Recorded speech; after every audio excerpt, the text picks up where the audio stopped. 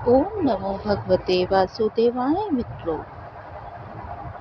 इस वर्ष विजया एकादशी, जो कि फाल्गुन मास के कृष्ण पक्ष में मनाई जाती है, 6 एवं 7 मार्च 2024 को मनाई जाएगी।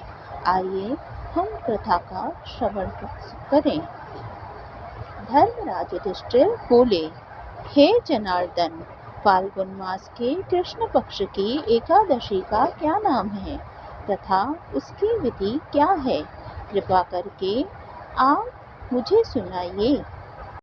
श्री भगवान बोले, हे राजन, फाल्गुन मास के कृष्ण पक्ष की एकादशी का नाम विजया एकादशी है। इसके व्रत के प्रभाव से मनुष्य को विजय की प्राप्ति होती है। यह सब व्रतों से उत्तम व्रत है।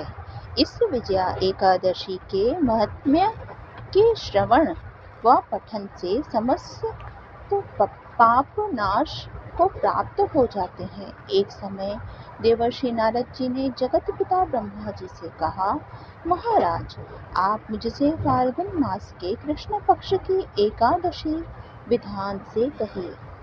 ब्रह्मा जी कहने लगे कि हे नारद, विजया एकादशी का व्रत पुराने तथा नए पापों को नाश करने वाला है। इस विजया एकादशी की विधि मैंने आज तक किसी से भी नहीं कही। यह समस्त मनुष्यों को विजय प्रदान करती है। त्रेता युग में मर्यादा पुरुषोत्तम श्री रामचंद्र जी को जब 14 वर्ष का वनवास हो गया, तब वे श्री लक्ष्मण जी तथा सीता जी सहित पंचवटी में निवास करने लगे।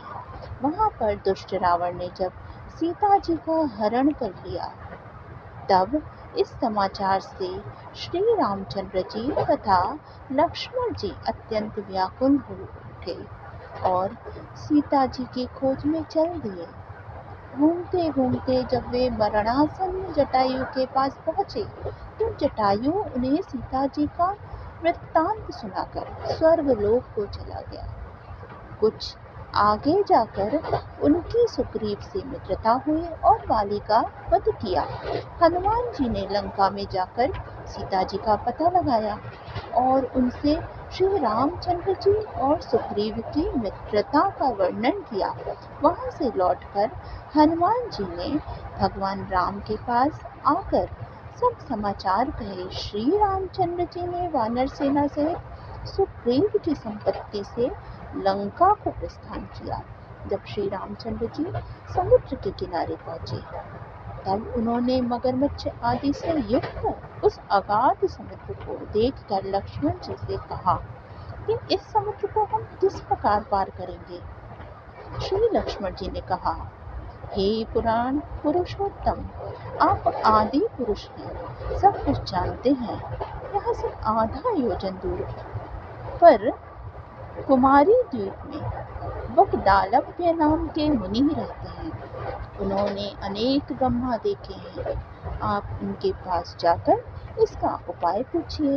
लक्ष्मण जी के इस प्रकार के वचन सुनकर श्री रामचंद्र जी वकदालभ्य ऋषि के पास गए और उनको प्रणाम करके बैठ गए।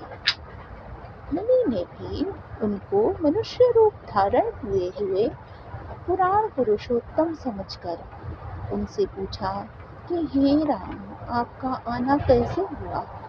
रामचंद्र जी कहने लगे, हे ऋषि, मैं अपनी सेना सहित यहाँ आया हूँ और राक्षसों को जीतने के लिए लंका प्रस्थान कर रहा हूँ। आप कृपा करके समुद्र पार करने का कोई उपाय बताइए। मैं इसी कारण आपके पास आया हूँ। वक्तालभ्य ऋषि बोले, हे राम, फाल्गुन मास के कृष्ण पक्ष की एकादशी का उत्तम व्रत करने से निश्चय ही आपकी विजय होगी। साथ ही आप समुद्र भी अवश्य पार कर लेंगे। इस व्रत की विधि यह है कि दशमी के दिन स्वर्ण, चांदी, तांबा या मिट्टी का एक घड़ा बनावें। उस घड़े को जल से भरकर तथा 5 पल्लव वेदिका पर स्थापित करें। उस घड़े के नीचे सतनजा और ऊपर जौ रखें। उस पर श्री नारायण भगवान की स्वर्ण की मूर्ति स्थापित करें। एकादशी के दिन स्नान आदि से निवृत्त होकर धूप दीप नैवेद्य नारियल आदि से भगवान की पूजा करें। तत्पश्चात घड़े के सामने बैठकर दिन व्यतीत करें और रात्रि को भी उसी प्रकार बैठे रहकर जागरण करें। द्वादशी के दिन नित्य नियम से निवृत्त होकर उस घड़े को ब्राह्मण को दे दें। हे राम, यदि तुम भी इस व्रत को सेनापतियों सहित करोगे तो तुम्हारी विजय अवश्य होगी। श्री रामचंद्र जी ने ऋषि के कथनानुसार इस व्रत को किया और इसके प्रभाव से दैत्यों पर विजय पाई। अतः हे राजन, जो कोई मनुष्य विधि पूर्वक इस व्रत को करेगा, दोनों लोकों में उसकी अवश्य विजय होगी।